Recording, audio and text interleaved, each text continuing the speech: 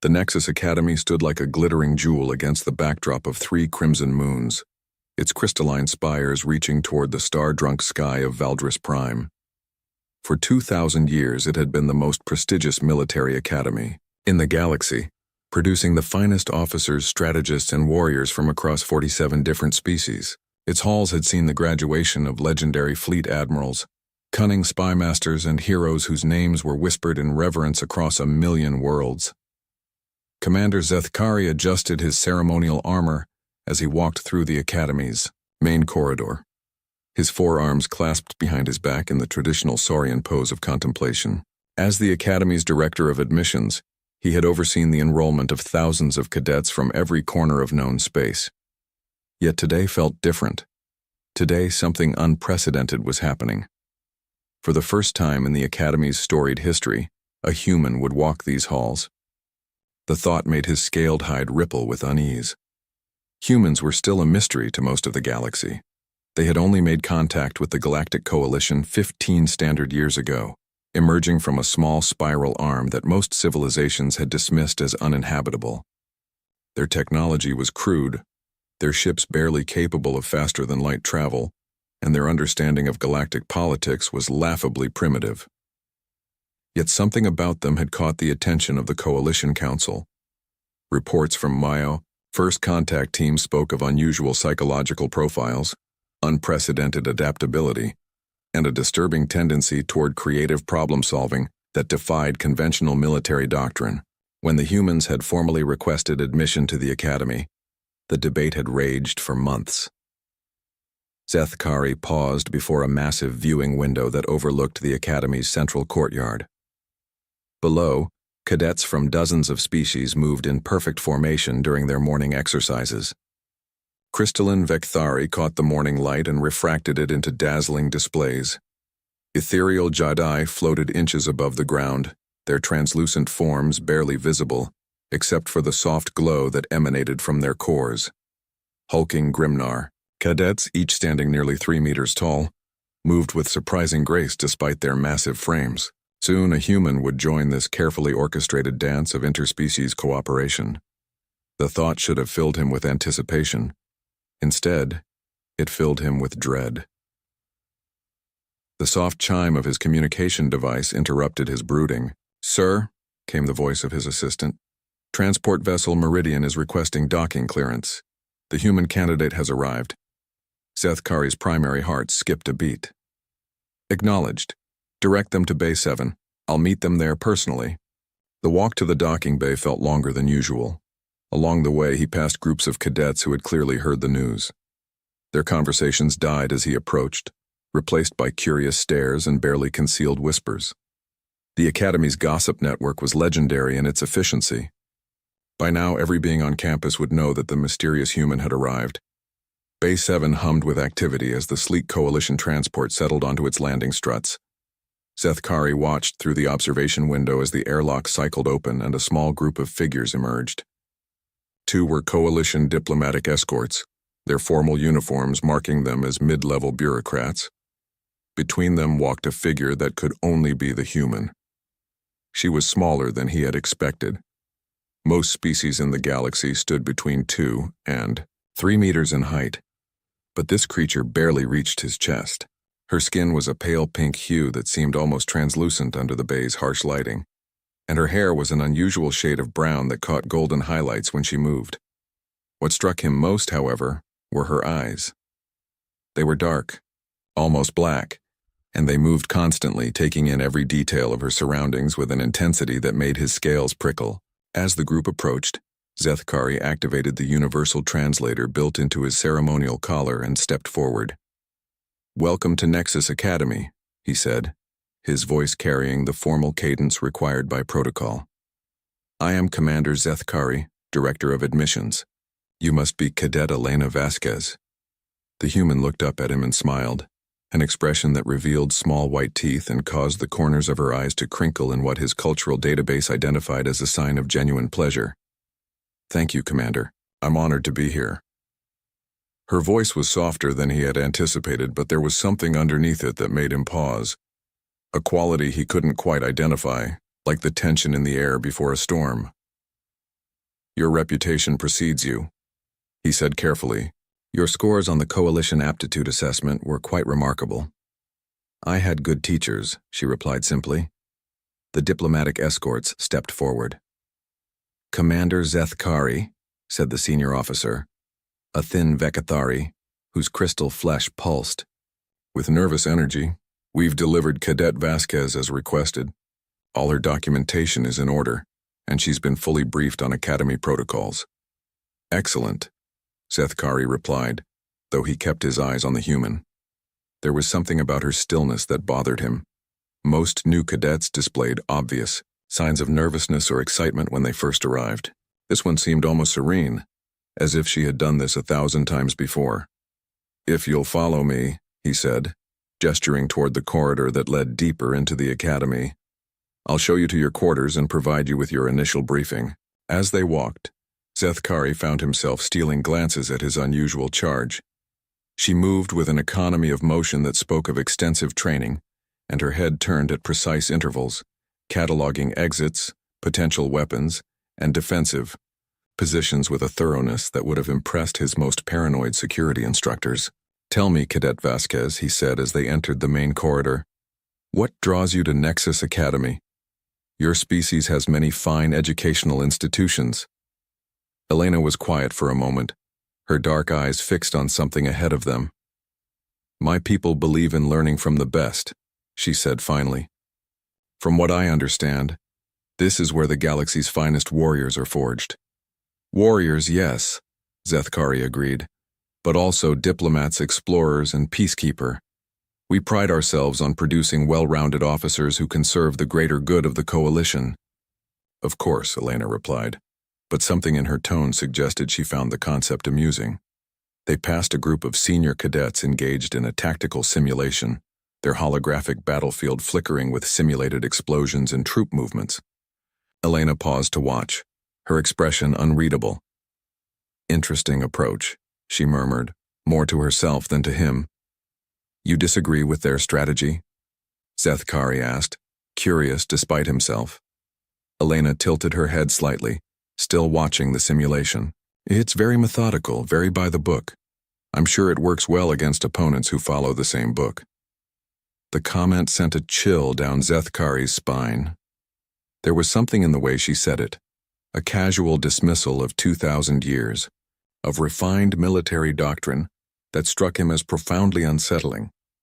As they continued through the Academy's corridors, past laboratories where the galaxy's brightest minds unraveled the mysteries of the universe and training halls where future heroes honed their skills, Zethkari couldn't shake the feeling that something fundamental had just changed. The careful order that had governed Nexus Academy for millennia felt suddenly fragile, like a house of cards waiting for the slightest breeze. He glanced again at the small human walking beside him, her dark eyes missing nothing, her expression giving away less. Whatever secrets she carried, whatever purpose had really brought her to these halls, he suspected they were about to discover that their prestigious academy had just welcomed something far more dangerous than any of them could imagine. The dormitory assignment had been a nightmare of diplomatic complexity. Nexus Academy prided itself on fostering interspecies cooperation, but the practical realities of housing beings with vastly different physiological needs had always required careful consideration. Crystalline species needed mineral baths, gaseous beings required specialized atmospheric chambers, and some species literally couldn't survive in the same environmental conditions as others. Elena Vasquez, however, had simply shrugged when presented with the standard human environmental requirements and declared that she could adapt to whatever was available. She had been assigned to Corridor 7, Block C, in a section typically reserved for carbon-based bipedal species. Dr. Keshra, the Academy's chief medical officer, reviewed Elena's file for the third time as she prepared for the mandatory medical examination. As a healer caste Yerdani, her species had served as the galaxy's primary medical practitioners for over a millennium. Her 4 delicate hands could detect biological anomalies that most scanners missed, and her empathic abilities allowed her to sense emotional disturbances that might indicate psychological instability. The human medical data was frustratingly sparse. Basic biological parameters, genetic markers that meant nothing without a broader database for comparison, and psychological evaluations that seemed almost deliberately vague. What concerned her most were the notes in the margins, handwritten additions that spoke of unusual stress responses and atypical neural activity patterns. A soft chime announced Elena's arrival. Dr. Keshra looked up as the medical bay doors slid open, revealing the human she had heard so much about. The creature was indeed small by galactic standards, but there was something about the way she moved that reminded the doctor of a predator. Not the obvious lumbering threat of a Grimnar warrior, but something more subtle, more dangerous. "Cadet Vasquez," Dr. Keshira said, her translator rendering her melodic Yordani speech into standard Coalition common. "Please take a seat on the examination platform." Elena complied without hesitation, settling onto the bioform scanner with an ease that suggested familiarity with medical procedures.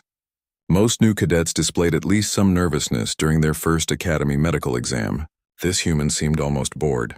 "I'll need to run some basic scans," Dr. Keshira explained as she activated the platform's sensors. "Nothing invasive, simply confirmation that your biological systems are functioning within normal parameters." The scanner hummed to life, and Dr. Keshira watched the readouts with growing confusion. Elena's vital signs were remarkably stable. Too stable. Her heart rate, blood pressure, and neurological activity showed none of the fluctuations that typically accompanied stress or excitement. It was as if the human had complete conscious control over her autonomic functions. "Have you had extensive medical training, cadet?" Dr. Keshra asked as she adjusted the scanner's sensitivity. "Some," Elena replied. "My people believe in understanding how our bodies work." The response was evasive, but Dr. Keshra had dealt with reluctant patients before. She extended her empathic senses, hoping to gain some insight into the human's emotional state. What she encountered made her recoil in shock. Nothing. Absolute nothing. In 30 years of medical practice, Dr. Keshira had never encountered a mind so thoroughly shielded. Even the most disciplined Saurian military officers leaked emotional resonance that her abilities could detect. This human was like staring into a void. "Is something wrong, doctor?" Elena asked, and there was the faintest hint of amusement in her voice. No, Dr. Keshira stammered, struggling to regain her composure. "The scans are simply more comprehensive than usual. First human student, you understand. We want to ensure we have complete baseline data." Elena nodded, but her dark eyes seemed to look right through the doctor's explanation. "Of course, thoroughness is important." The physical examination proceeded without incident. Elena's reflexes were extraordinary. Her muscle density was significantly higher than her frame suggested, and her bone structure showed signs of conditioning that Dr. Keshira had never seen outside of elite special forces units. When she mentioned this observation, Elena simply explained that humans valued physical fitness. It was during the cognitive assessment that things became truly disturbing. "I'm going to show you a series of tactical scenarios," Dr. Keshira explained as she activated the holographic display. "This is a standard test we give all cadets to assess strategic thinking and decision-making under pressure." The first scenario materialized before them. A coalition fleet facing a numerically superior enemy force in the asteroid belt of a contested system. It was a classic military problem, one that had dozens of textbook solutions depending on the specific variables involved.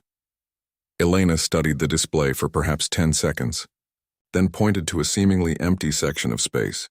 "Detonate the mining charges here, here, and here," she said, indicating 3 asteroids that appeared to have no strategic value. "The resulting debris field will force the enemy to adjust their formation. While they're maneuvering, you have approximately 47 seconds to execute a pincer movement using these 2 destroyer squadrons." Dr. Keshira stared at the human in amazement. The solution was not only correct, it was brilliant. More importantly, it was a strategy that typically took advanced cadets hours to develop, and Elena had seen it in seconds. "Impressive," she said, loading the next scenario. "Let's try something more complex." This time, the hologram showed a diplomatic crisis. Coalition forces trapped on a neutral world, while 3 different factions negotiated their fate. It was a scenario designed to test political understanding and cultural sensitivity, rather than tactical thinking. Elena's response was immediate and chilling. "Assassinate the faction leaders during the peace talks. Make it look like each faction betrayed the others." In the resulting chaos, extract your people and blame the whole thing on a terrorist cell that doesn't actually exist. Dr. Keshra's 4 hands trembled as she deactivated the display. Cadet, that solution would result in the deaths of thousands of civilians. It would also save the coalition forces, Elena replied calmly. Isn't that the objective? The objective is to find a peaceful resolution that preserves life and maintains diplomatic relationships, Dr. Keshira said, struggling to keep the horror out of her voice. Elena tilted her head slightly as if considering this. I see. You want the optimal solution within specific ethical constraints. That's different. The casual way she dismissed mass casualties as a mere inconvenience sent ice through Dr. Keshra's veins. She had encountered psychopaths before, beings whose minds were wired without empathy or conscience. But this felt different. Elena wasn't incapable of understanding the moral implications of her suggestions. She simply considered them irrelevant variables in the equation. Let's try one more, Dr. Keshira said, her voice barely steady. She loaded a scenario that had no violent solution. A resource shortage that required careful allocation and cooperation between multiple species. Elena studied it for a moment, then began outlining a complex plan involving trade agreements, resource manipulation, and subtle political maneuvering that would not only solve the immediate crisis but position the coalition for long-term dominance in the region. It was the work of a master strategist, someone who could see patterns and possibilities that others missed entirely. Fascinating, Dr. Keshra murmured, as she saved the test results. Your strategic thinking is quite remarkable, Cadet. Tell me, where did you receive your tactical training? My world has always been at war, Elena said simply. You learn or you die. The statement hung in the air between them like a physical presence. Dr. Keshira realized that she had been thinking about this all wrong. She had assumed Elena was simply a gifted student, perhaps with some unusual abilities. Now she understood the truth. Elena Vasquez wasn't a student at all. She was a weapon. As the human left the medical bay, Dr. Keshra sat alone with her thoughts and her growing fear. The coalition had opened their most prestigious academy to this creature, had welcomed her into the heart of their military establishment. They had no idea what they had just unleashed. She thought about reporting her concerns, but what would she say? That the human was too intelligent? Too strategic? Too calm under pressure? These were qualities the Academy prized, not feared. No, there was nothing she could do except watch and wait. And pray to whatever gods might listen that her suspicions were wrong. But deep in her healer's heart, she knew they weren't. The galaxy's most elite academy had just admitted something that would change everything. The only question was whether any of them would survive long enough to realize it. The Nexus Academy mess hall was a marvel of engineering and diplomacy. Spanning 3 levels and covering nearly 2 hectares, it accommodated the dietary needs of 47 different species while maintaining an atmosphere of civilized dining. Atmospheric processors created distinct environmental zones, while food synthesizers could produce everything from crystalline mineral supplements to liquid hydrogen nutrients. Elena entered the vast space during the evening meal period, when the hall was at its most crowded. Conversations in dozens of languages created a constant background hum, punctuated by the occasional musical trill of species whose communication methods transcended mere words. She paused at the entrance, her dark eyes scanning the room with the same methodical precision she had displayed everywhere else. The reaction to her presence was immediate and obvious. Conversations faltered as beings noticed the small human in their midst. Some stared openly, others whispered to their companions while stealing glances in her direction. A few simply watched her with the calculating eyes of career military officers, evaluating a potential threat. Cadet Vextor was the first to approach her. A third-year student from the warrior caste of the Grimnar species, he stood nearly 3 meters tall and possessed the kind of physical presence that could silence a room simply by entering it. His people were renowned throughout the galaxy as fierce fighters and honorable soldiers, and Vextor had earned a reputation as one of the Academy's most formidable cadets. "You must be the human," he said, his massive form casting a shadow over Elena as she collected her meal from the synthesizer. His voice carried the deep, rumbling quality typical of his species, and his 4 tusks gleamed in the artificial lighting. Elena looked up at him without any sign of intimidation. "I am Elena Vasquez. And you're Cadet Vextor, if I'm not mistaken. Your combat scores are quite impressive. The fact that she knew his name and record seemed to surprise him. You've been studying the student files? Information is useful, Elena replied simply, carrying her tray toward an empty table near the center of the hall. Mind if I sit with you and your friends? The invitation was unprecedented. First-year cadets typically sat with other first years, and species segregation, while not officially encouraged, was common due to social and physiological comfort zones. For a brand new student to invite herself to sit with advanced cadets from multiple species was either remarkably confident or remarkably naive. Vextor's table included some of the Academy's most distinguished students. Ariatel, a Jedi whose ethereal form pulsed with soft blue light, was renowned for her mastery of quantum physics and theoretical tactics. Cathara, a Saurian female with intricate scale patterns that marked her as nobility, was president of the Student Tactical Society. Zainorak, whose crystalline vectary body refracted the mess hall lighting into dancing rainbows, was considered the finest pilot in his class. Please, join us, Vextor said, gesturing to an empty chair. His friends exchanged glances but said nothing. Academy protocol emphasized courtesy to all cadets, regardless of species or year. Elena settled into her seat with fluid grace, immediately becoming the center of attention at the table. She began eating her meal with precise economical movements while studying each of her tablemates in turn.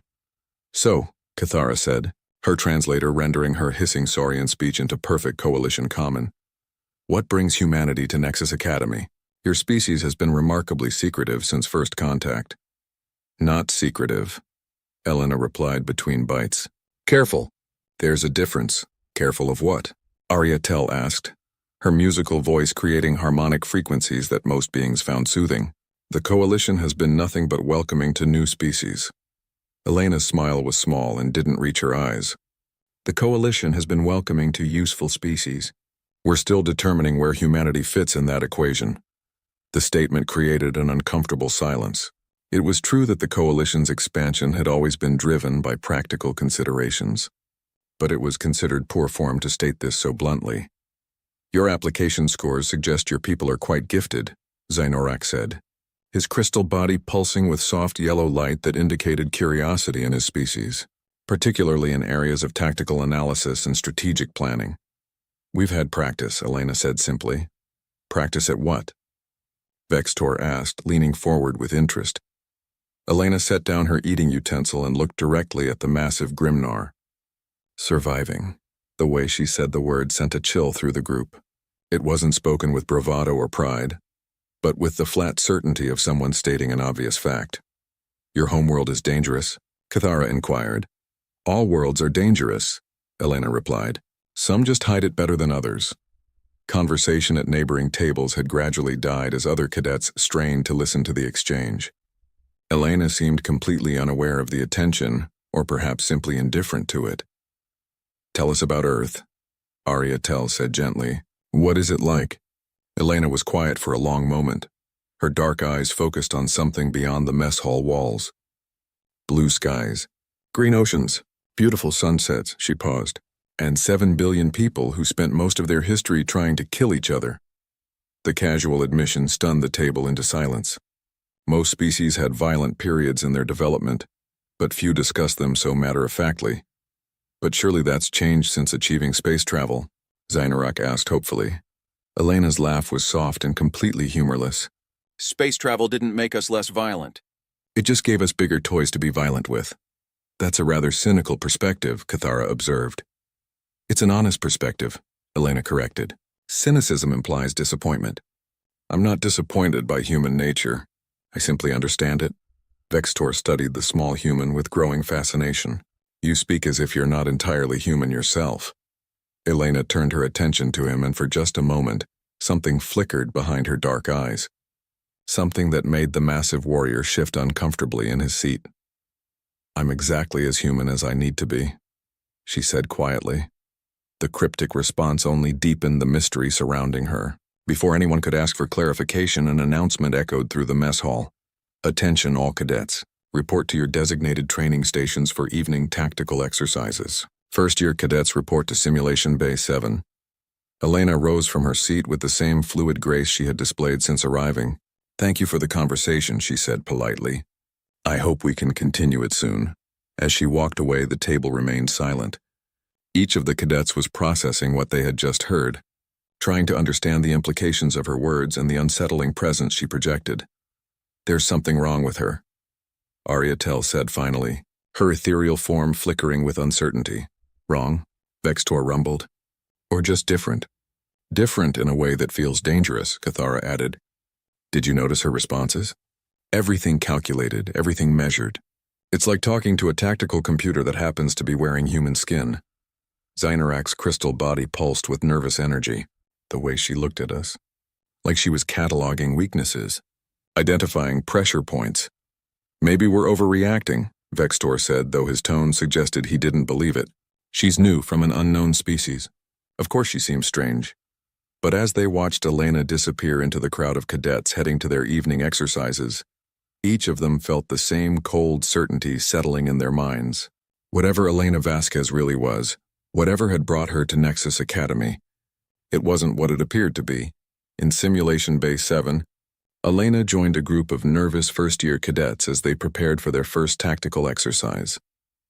The instructor, a veteran Saurian named Commander Thekral, outlined the scenario, a simple rescue mission requiring teamwork and basic strategic thinking. As Elena listened to the briefing, she found herself categorizing her fellow cadets by species, physical capabilities, and probable psychological profiles. She identified the natural leaders, the followers, the potential weak links. She calculated optimal team formations and probable failure points. When the simulation began, Elena said nothing. She simply followed her assigned role while observing everything around her. Her teammates made mistakes, failed to communicate effectively, and allowed their rescue target to be captured by enemy forces. The exercise was a complete failure, exactly as Elena had predicted. "Again," Commander Thekral ordered, "and this time try to remember that tactical thinking is supposed to improve with repetition." Elena smiled to herself. They had no idea what tactical thinking really looked like. Not yet. 3 weeks into Elena's tenure at Nexus Academy, the first incident occurred during Advanced Combat Theory, a class typically reserved for 3rd and 4th year cadets. Elena had been granted special permission to audit the course after her performance on the tactical assessments had caught the attention of the faculty. Professor Yithmek, an elderly Saurian whose scarred hide told the story of decades of actual combat experience, was leading the class through an analysis of the Battle of Kepler's Gate, one of the Coalition's most celebrated military victories. The holographic display showed the positioning of fleets, the complex dance of warships across 3-dimensional space, and the brilliant tactical maneuvers that had led to victory against overwhelming odds. "As you can see," Professor Yithmek was explaining, his clawed hand indicating key formations in the display, "Admiral Torgeth's decision to split his fleet here was considered madness by his subordinates. But notice how this maneuver forced the enemy to commit their reserves prematurely." The class of 30 cadets watched intently, most taking detailed notes on their data tablets. Elena sat in the back corner, her hands folded in her lap, her expression neutral. She had said nothing during any of the lectures she had attended, earning a reputation as either an exceptionally disciplined student or one who was completely out of her depth. "Can anyone identify the critical moment that determined the battle's outcome?" Professor Yithmek asked the class. Several hands went up immediately. The professor nodded to Cadet Zethvar, a promising 3rd-year Saurian who was known for his analytical mind. "Sir, the critical moment was when Admiral Torgeth ordered the flanking maneuver at timestamp 1447. The enemy formation couldn't adapt quickly enough to counter the threat from multiple vectors." "A good answer," Professor Yithmek acknowledged. "Anyone else?" More hands rose, offering variations on the same theme, the flanking maneuver. The enemy's slow response, the coordination between coalition forces, all textbook responses that demonstrated proper understanding of accepted tactical doctrine. Elena's hand did not rise. "What about our visiting first year?" Professor Yithmek said, his amber eyes fixing on Elena. "Cadet Vasquez, what do you think was the critical moment?" Every head in the classroom turned to look at her. Elena remained motionless for several seconds, then spoke in her usual calm tone. "The battle was decided before it began. Professor Yithmek's eye ridges rose in surprise. Explain. Elena stood slowly, her movements precise and controlled. Permission to approach the display, sir? Granted. Elena walked to the front of the classroom, her footsteps silent on the polished floor. She studied the holographic battlefield for a moment, then began to speak. Admiral Torgeth didn't win this battle through tactical brilliance, she said, her voice carrying easily through the silent room. He won it through intelligence gathering and psychological manipulation that began months before the first shot was fired. She touched the holographic controls, rewinding the display to show the initial fleet positions. Look at the enemy formation. Perfect textbook positioning, maximum coverage, optimal firing solutions. It's exactly what any competent admiral would choose. Her fingers moved across the controls, highlighting specific enemy vessels. But Admiral Torgeth knew that Commander Vexthul was in charge of the enemy fleet.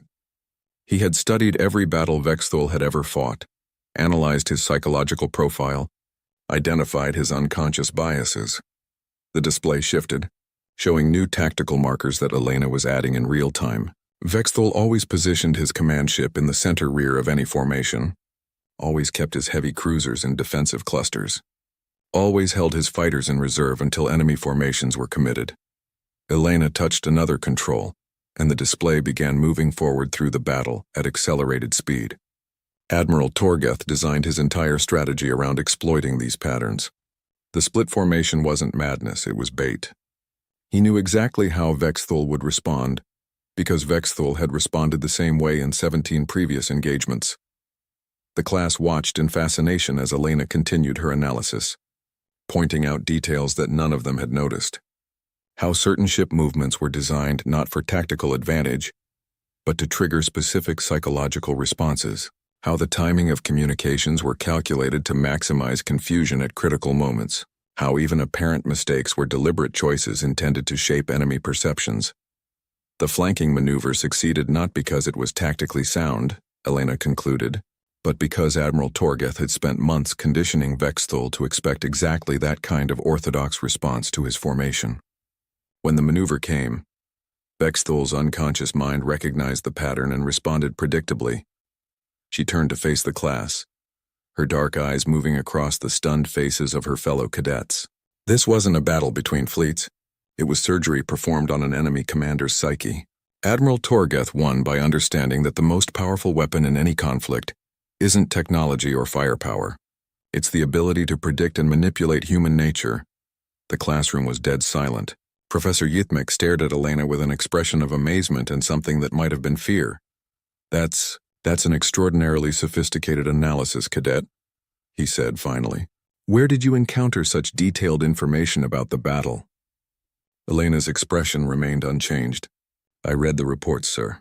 All of them. Coalition archives, enemy communications logs, personal journals of the participants. Information is available if you know where to look. Those documents are classified above your clearance level, Professor Yithmek said carefully. Yes, sir. Elena replied without elaboration. The implication hung in the air like a live explosive. Either Elena had somehow gained unauthorized access to highly classified military intelligence, or she had deduced information that was supposed to be secret through pure analytical skill. Either possibility was particularly comforting. Cadet Vasquez, Professor Yithmek said slowly, please remain after class. The rest of you are dismissed. As the other cadets filed out, Elena could feel their stares burning into her back. She had just demonstrated a level of strategic understanding that surpassed most of the Academy's faculty, and she had done it while casually admitting to either espionage or analytical capabilities that bordered on the superhuman. When the last cadet had left, Professor Yithmek sealed the classroom and activated the privacy shielding. Cadet, I need you to understand the seriousness of what just happened. Those intelligence reports you mentioned are classified at levels that require decades of security clearance development. I understand. Sir? Elena said calmly. Then explain to me how a first-year cadet from a species that has been part of the coalition for less than 20 years came to possess knowledge that Senior Admiral don't have access to. Elena was quiet for a long moment, her dark eyes fixed on something beyond the professor's shoulder. When she spoke, her voice carried a weight that seemed far too heavy for someone so young. Professor, How much do you really know about humanity's first contact with the Coalition? The standard reports, Professor Yithmek replied. Your species was discovered by a routine exploration mission. Initial contact was peaceful. Diplomatic relationships were established and formal membership was granted after appropriate evaluation periods. Elena's smile was sad and knowing. That's what the reports say, yes. Are you suggesting the reports are inaccurate? I'm suggesting that the reports contain exactly what the Coalition Council wanted them to contain, Elena said. Just like Admiral Torgeth's official battle reports contained exactly what he wanted enemy intelligence to discover. Professor Yithmek felt ice forming in his stomach. What are you saying, Cadet? Elena walked to the viewing window that overlooked the Academy's main courtyard, watching cadets move through their afternoon exercises. I'm saying that sometimes the most important information is what isn't in the official reports, Professor. Sometimes the real story is hidden in the spaces between the words. She turned back to face him, and for just a moment, Professor Yithmek saw something in her eyes that made his military instinct scream danger. Humanity didn't stumble into the Coalition by accident, Elena said quietly. We've been watching you for a very long time, and when we decided it was time to make contact, we made sure it happened exactly the way we wanted it to happen. The words hit Professor Yithmek like a physical blow. That's impossible. Our sensors would have detected any advanced civilization in your region of space. Your sensors detected exactly what we wanted them to detect, Elena replied, just like Admiral Torgeth let Commander Vexthal see exactly what he wanted him to see. Professor Yithmek stared at the small human, his mind racing through the implications of what she was suggesting. If humanity had been advanced enough to manipulate first contact, to deceive Coalition sensors and intelligence services, then everything the galaxy thought it knew about this species was wrong. Who are you? He whispered. Elena's expression softened slightly, and for a moment she looked like nothing more than a young student far from home. I'm exactly who I appear to be, Professor, she said gently. A cadet who wants to learn from the galaxy's finest military academy. The question you should be asking is what I'm learning and who I'm planning to. The War Games were Nexus Academy's most prestigious annual event, a week-long simulation exercise that pitted teams of cadets against each other in complex military scenarios. For over 8 centuries, these games had served as both a graduation requirement and a showcase for the Academy's finest tactical minds. Victory in the War Games often determined which cadets would receive the most coveted assignments upon graduation. This year, however, the Games had taken on an unusual significance. For the first time, a first-year cadet had been selected to lead a team, and that cadet happened to be the Academy's most mysterious student. Elena stood in the strategy room assigned to Team 7, studying the holographic display that showed their starting position in the simulated theater of operations. Her team consisted of 5 other cadets, all from different species and academic years, each selected for specific skills that complemented the others. Cadet Morthak, a hulking Grimnar 4th year known for his expertise in ground assault tactics. Cadet Lyra Esh, a Jedi 3rd year whose mastery of quantum communications made her invaluable for coordination across vast distances. Cadet Rixtan, a crystalline Vectari 2nd year whose natural ability to process multiple data streams simultaneously made him an ideal intelligence analyst. Cadet Verishin, a graceful Yerdani 3rd year whose empathic abilities allowed her to predict enemy psychological states. And Cadet Joriknal, a methodical Saurian 4th year whose engineering background made him their expert on defensive systems and fortifications.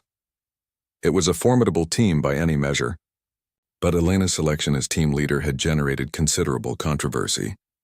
The other team leaders were all 4th-year cadets with proven track records and years of experience. Elena was a first-year student who had been at the academy for less than 2 months. All right, Elena said, her voice carrying easily through the strategy room. Let's review the scenario parameters. The holographic display shifted to show the full theater, a contested star system with 3 habitable worlds, asteroid mining facilities and strategic jump points that controlled access to neighboring sectors. 12 teams would compete simultaneously, with victory conditions based on territorial control, resource acquisition, and elimination of enemy forces. Standard multi-vector engagement, Morthak rumbled, his massive frame leaning over the display table. similar to scenarios we've run dozens of times. Elena nodded but said nothing, her dark eyes studying details that the others were missing. She had spent the past week reviewing every wargame scenario from the last 50 years, analyzing patterns, studying the strategies that had succeeded and failed. Team assignments have been randomized, Lyra Esch reported, her ethereal form pulsing with soft blue light as she accessed the Academy's data networks. We're starting from position 7, the asteroid belt around the second planet. Not ideal for defensive operations. Initial resource allocation gives us 2 destroyers, 1 cruiser and a squadron of fighters, Rixtan added, his crystalline body refracting data streams into visible patterns that his teammates could read. Standard loadout for a team our size. Elena remained silent, continuing her analysis of the holographic display. Her teammates exchanged glances, uncertain whether their leader was developing a strategy or simply overwhelmed by the complexity of the scenario. "Commander," Virishin said gently, using Elena's designated team title, "what are your initial thoughts on our approach?" Elena finally looked up from the display, her expression unreadable. "I want each of you to tell me what you think the other teams will do in the first 6 hours of the simulation." The request was unusual. Most team leaders focused on developing their own strategy first, then adapting to enemy actions as they developed. Elena seemed to be working backwards, trying to predict enemy behavior before committing to any course of action. Team 1 has Cadet Vextor as leader, Morthak said after a moment of consideration. Grimnar tactical doctrine favors direct assault.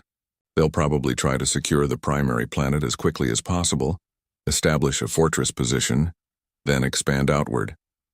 Team 3 is led by Cadet Cathara, Joriknal added. Saurian strategic thinking emphasizes control of strategic resources. They'll focus on capturing the mining facilities and establishing supply lines.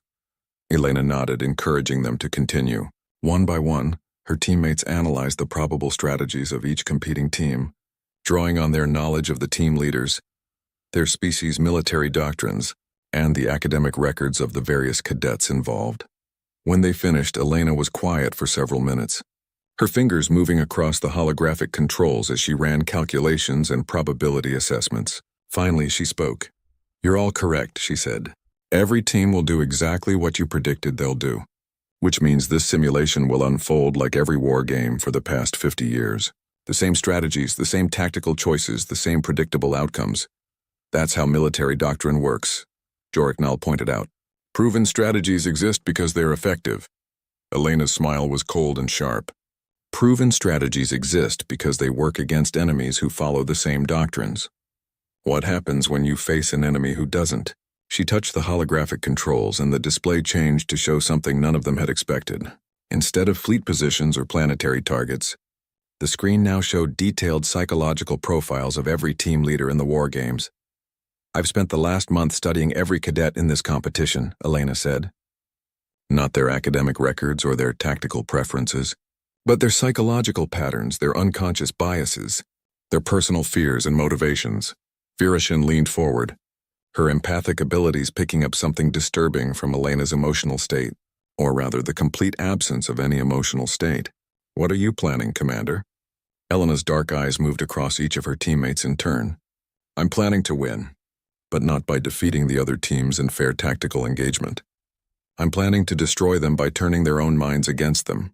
The strategy room fell silent. What Elena was describing went far beyond conventional military tactics. She was talking about psychological warfare on a scale that none of them had ever encountered. "The war games have rules," Rixtan said carefully. "Restrictions on the types of tactics that can be employed. Rules that forbid the use of certain weapons or the targeting of civilian populations." Elena agreed. "But nothing that prohibits the exploitation of psychological vulnerabilities or the use of deception to manipulate enemy decision-making." Morthak's 4 tusks gleamed as he considered this. "You want to wage war against their minds rather than their fleets." "I want to wage war the way humans have always waged war," Elena corrected, "by understanding that victory belongs to whoever can predict and control their enemies' choices." Over the next hour, Elena outlined a strategy that was unlike anything her teammates had ever heard. Instead of focusing on territorial control or resource acquisition, she planned to orchestrate a series of carefully designed encounters that would trigger specific psychological Responses in the enemy team leader's cadet, Vextor's Grimnar pride, could be exploited by appearing to retreat from direct confrontation, drawing him into overextending his forces.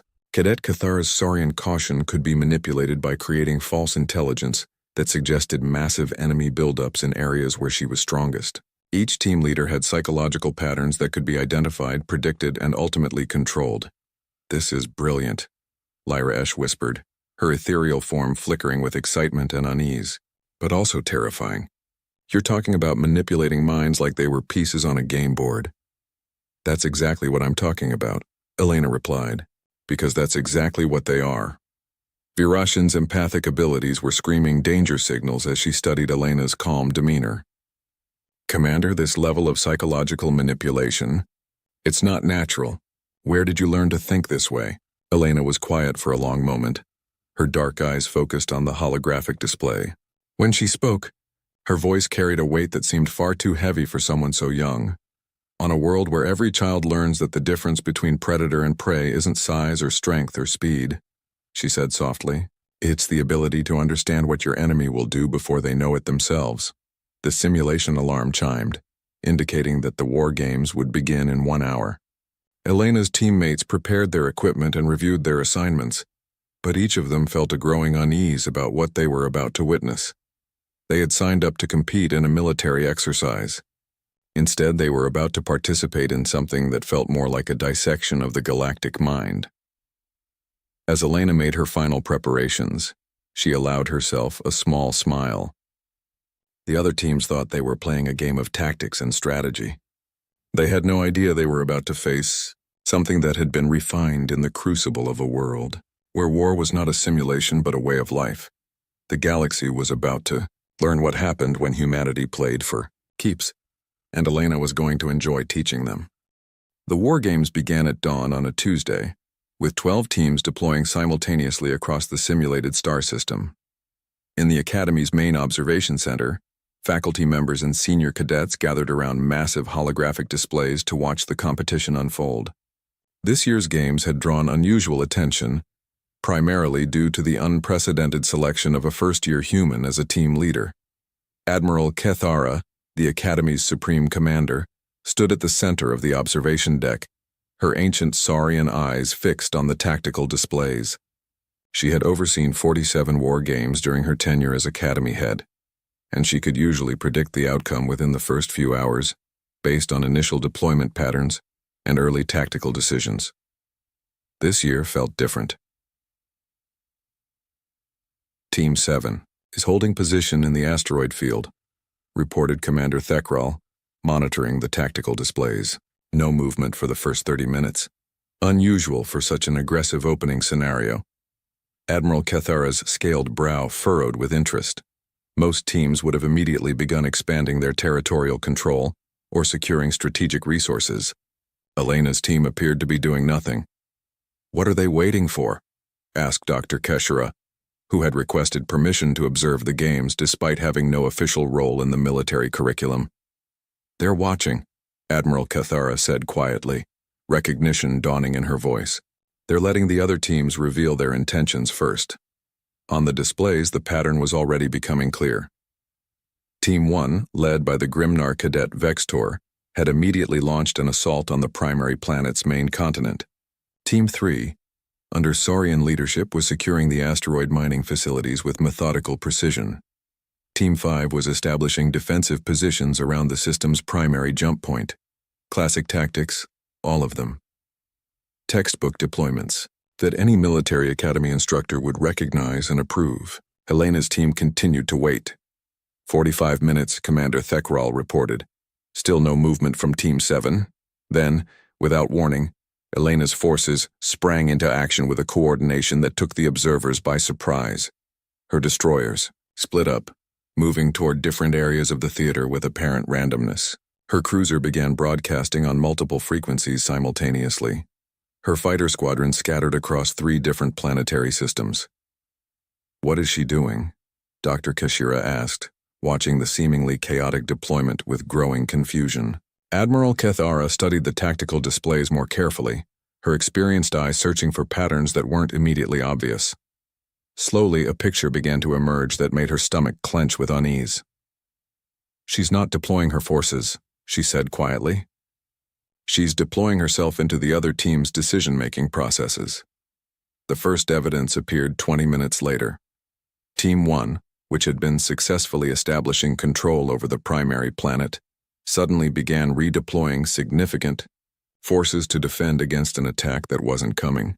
Their long-range sensors had detected Elena's destroyer moving through a nearby system, and Cadet Vexitor had interpreted this as the beginning of a flanking maneuver. He was wrong. Elena's destroyer was simply broadcasting false sensor signatures, designed to appear larger and more threatening than it actually was. By the time Vexitor realized his mistake, his forces were scattered across multiple defensive positions, unable to effectively coordinate. "Psychological manipulation," Admiral Cathara breathed, watching the trap unfold. "She's making them defeat themselves." Team 3 fell victim to a more subtle approach. Elena's intelligence analyst, the crystalline Vectari cadet, began feeding carefully crafted misinformation into the data networks that Saurian intelligence specialists typically monitored. False reports of massive enemy buildups, fabricated communications between other teams, phantom fleet movements that existed only in the data streams. Cadet Cathara, the Saurian team leader, was too intelligent to fall for obvious deceptions. But Elena wasn't using obvious deceptions. She was using the kind of sophisticated intelligence manipulation that would have fooled experienced military analysts, let alone academy cadets. Within 2 hours, Team 3 was chasing shadows, deploying forces to counter threats that didn't exist while leaving their actual strategic positions vulnerable. "This is wrong," Dr. Kashira whispered, her empathic abilities picking up waves of distress from the observation deck as faculty members realized what they were witnessing. "This isn't military tactics. This is something else entirely." "Admiral?" Cathara's claws scraped against the metal railing as she watched Elena's strategy unfold. One by one, the competing teams were being drawn into elaborate traps that existed not in space but in their own minds. Elena wasn't defeating them through superior firepower or tactical brilliance. She was convincing them to defeat themselves. Team 4 found their communications networks compromised by viruses that didn't actually exist, but which their security protocols interpreted as real threats, forcing them to operate in radio silence just when coordination was most critical. Team 6 received what appeared to be a desperate plea for assistance from Team 9, causing them to abandon their strategic objectives to mount a rescue mission for cadets who weren't actually in danger. Team 8 became convinced that they were facing a massive alliance between 3 other teams, and began making increasingly desperate tactical choices to counter a conspiracy that was entirely fictional. "How is this possible?" Commander Thekaral asked, his voice tight with anxiety. "How can one first-year cadet manipulate 11 teams of experienced cadets this effectively?" Admiral Cathara didn't answer immediately. She was watching Elena's command patterns, studying the precise timing of each psychological manipulation, the careful coordination between multiple deception operations running simultaneously. "Because she's not thinking like a cadet," the Admiral said finally. "She's thinking like someone who has spent years studying how to wage war against minds rather than bodies." The turning point came in the 4th hour of the simulation. Elena's team, which had spent most of the exercise appearing to run random harassment missions, suddenly revealed the true scope of their strategy. Every movement they had made, every signal they had broadcast, every piece of false intelligence they had planted, had been building toward a single moment. Team 7 materialized from what had appeared to be empty space, their ships having used the asteroid field's natural interference to mask their true positions. In perfect coordination, they struck at the exact moment when every other team was scattered, confused, and psychologically compromised. The battle lasted less than 30 minutes. Elena's forces moved with surgical precision, eliminating enemy units that were isolated, demoralized, and operating without effective command coordination. Her enemies fought bravely, but they were fighting an opponent who had already won the war before the first shot was fired. When the simulation ended, Elena's team controlled 70% of the strategic objectives and had eliminated or neutralized 9 of the 11 competing teams. It was the most decisive victory in War Games history. The observation deck was silent as the final statistics appeared on the displays. Faculty members stared at the results with expressions of amazement and horror. "Admiral," Dr. Kashira said, quietly, "what have we just witnessed?" Admiral Cathara was quiet for a long moment, her ancient eyes fixed on the small human figure visible on the command deck display. Elena stood calmly among her celebrating teammates, her expression as neutral as it had been at the beginning of the exercise. "We've just witnessed the future of warfare," the Admiral said finally, "and I'm not sure the galaxy is ready for it."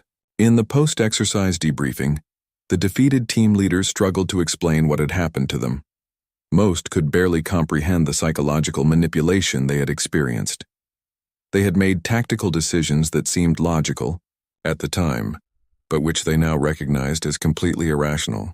Elena attended the debriefing but said little.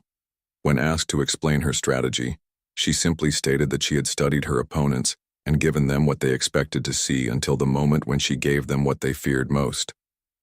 As the other cadets filed out of the debriefing room, Admiral Cathara approached Elena directly. "Cadet Vasquez," she said, her voice carrying the weight of her authority, "I need you to understand that what you demonstrated today goes far beyond normal military tactics." Elena looked up at the towering Saurian with her usual calm expression. "Yes, ma'am, I understand." "Do you?" Admiral Cathara asked. "Because what I witnessed wasn't a military exercise. It was a systematic dismantling of the psychological foundations that underlie all galactic military doctrine." Elena was quiet, for a moment, then spoke with a certainty that chilled the Admiral to her core. "Ma'am, with respect, galactic military doctrine assumes that your enemies will fight the way you fight. It assumes that they share your values, your limitations, your psychological frameworks."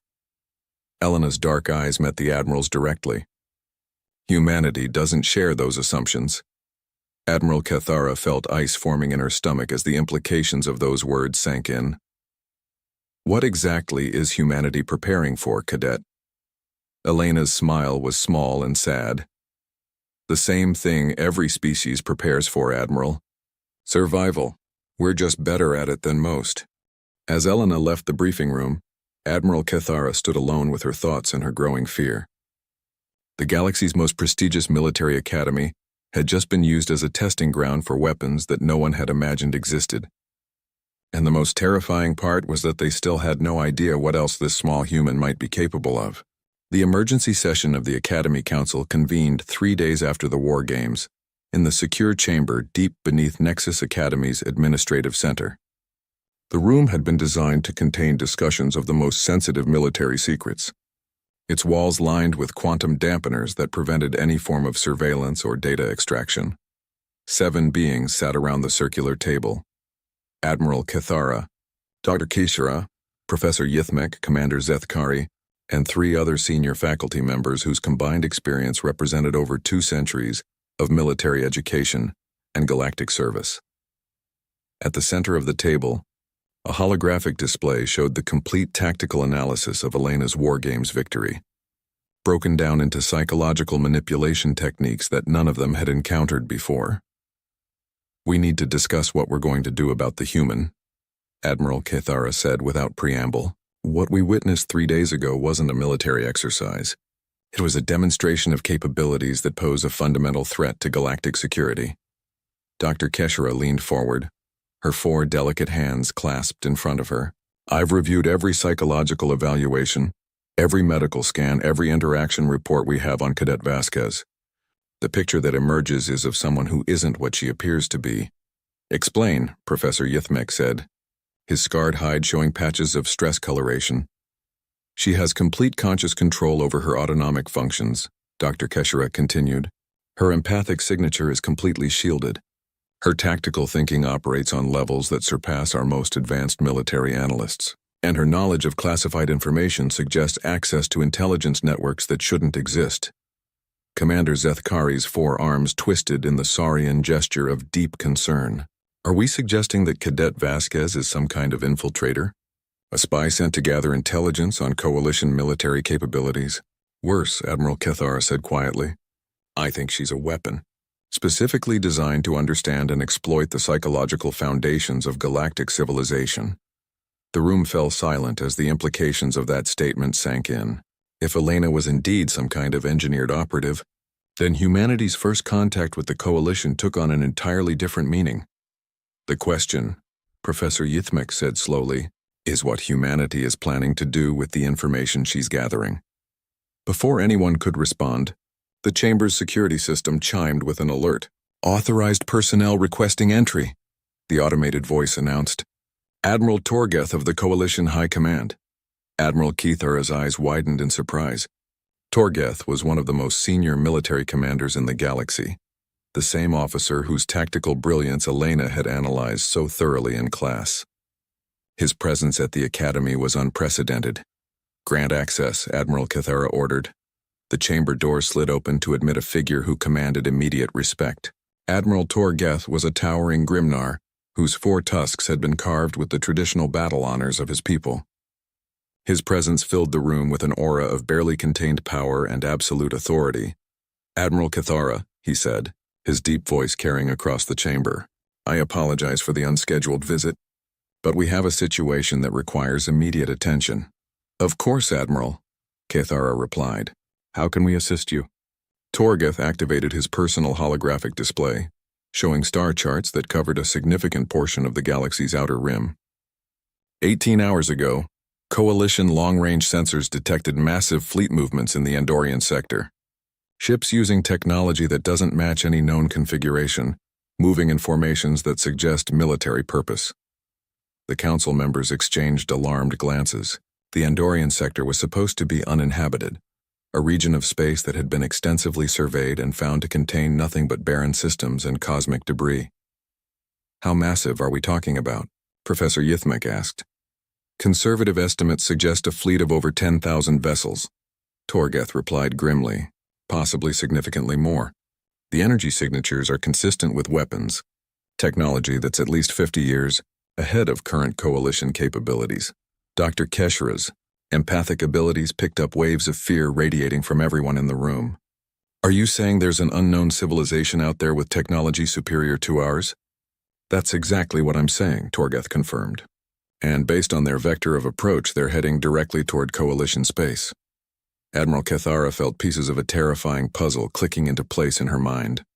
Admiral Torgeth, what do you know about humanity's first contact with the Coalition? The massive Grimnar's expression grew troubled. Standard first contact protocols were followed. A routine exploration mission encountered human vessels in what we believed was an isolated system. Diplomatic relations were established. Cultural exchanges were initiated, and formal membership was granted after appropriate evaluation. But you have concerns, Kithara pressed. Torgeth was quiet for a moment, his 4 tusks gleaming in the chamber's lighting. I've always found it suspicious that humanity's technology level appeared to advance so rapidly after first contact. Their ships went from barely capable of interstellar travel to approaching Coalition standards in less than 15 years. Commander Zethkari's scales rippled with understanding. You think they were hiding their true capabilities? I think they've been hiding a lot more than their technological capabilities, Torgeth said grimly. 3 days ago, I received a detailed analysis of your wargames results. The tactical innovations demonstrated by your human cadet weren't the work of a student. They were the work of someone with access to military, intelligence, and psychological warfare techniques that are decades ahead of anything in our databases. The chamber's silence was broken by the soft chime of an incoming communication. Admiral Kithara authorized the transmission, and the holographic display shifted to show an unexpected figure. Elena Vasquez stood in what appeared to be a private communication booth, her expression as calm and neutral as ever. But something about her posture suggested that this wasn't a routine academy communication. Admiral Kithara, she said politely, I apologize for interrupting your council session, but I believe there are some things we need to discuss. The fact that she knew about the council session, let alone how to access its supposedly secure communication systems, sent chills through everyone present. Cadet Vasquez, Admiral Kithara said carefully, How did you gain access to this channel? Elena's smile was small and knowing. The same way I gained access to everything else, Admiral. You invited me in. She touched something outside the visual range of the transmission, and the holographic display expanded to show a star chart that made everyone in the chamber gasp in recognition. It was identical to the one Admiral Torgeth had just shown them, complete with the mysterious fleet movements in the Andorian sector. That fleet isn't unknown. Admiral Torgeth, Elena said, her voice carrying a weight that seemed far too heavy for someone so young. It's the advance guard of the human colonial fleet. They've been waiting in the outer darkness for my signal. The council chamber erupted in shocked voices and alarmed exclamations, but Elena continued speaking with the same calm certainty. 15 years ago, humanity made a decision about first contact with the Coalition. We could reveal ourselves as we truly were, an advanced civilization with military capabilities that would immediately be seen as a threat. Or we could appear weak, primitive, and harmless while we studied you. Admiral Torgeth's massive frame tensed as understanding dawned. You've been gathering intelligence, learning our weaknesses. We've been learning everything, Elena confirmed. Your military doctrines, your psychological profiles, your technological capabilities, your political structures. Everything we would need to know if diplomacy failed and conflict became necessary. Dr. Kashira leaned forward, her empathic abilities screaming danger signals. What do you want? Elena's expression softened slightly, and for a moment she looked like nothing more than a young woman far from home. We want what every species wants, Doctor. Security, survival, a place in the galaxy where our children can grow up without fear. Then why the deception? Admiral Kithara demanded. Why the manipulation? Because, Elena said sadly, every species in the Coalition achieved their security by conquering someone else. The Saurians built their empire by enslaving the Vekthari. The Grimnar established their territories through centuries of warfare. The Jedi expanded by absorbing weaker civilizations. She paused, her dark eyes moving across each face on the transmission. Humanity looked at galactic history and realized that peaceful integration was a luxury, reserved for species too weak to threaten the established order. We decided not to be weak. Admiral Torgeth's voice was carefully controlled. Are you threatening the Coalition? I'm offering the Coalition a choice, Elena replied. You can accept humanity as an equal partner, with all the rights and protections that entails. Or you can try to treat us as a conquest target, like you've treated every other species you've encountered. The transmission began to fade as Elena prepared to end the communication. You have 72 hours to decide. After that, the human colonial fleet will begin moving toward Coalition space, and our next conversation will be conducted by beings far less diplomatic than I am. The holographic display went dark, leaving the council chamber in stunned silence. Admiral Torgeth was the first to speak. How many of our students have been human operatives? Just one, Admiral Kithara said quietly. But one was apparently enough. As alarms began sounding throughout the academy, alerting Coalition Command to a crisis that would reshape the galaxy's political landscape, Admiral Kithara couldn't help but feel a grudging admiration for the small human who had just turned their most prestigious institution into humanity's greatest intelligence coup. Elena Vasquez had come to Nexus Academy as a student. She was leaving as the herald of a new galactic order, one where humanity would no longer hide in the shadows of the Outer Rim. The galaxy's most elite military academy had just taught its most dangerous lesson to its most dangerous student. And now everyone would live with the consequences.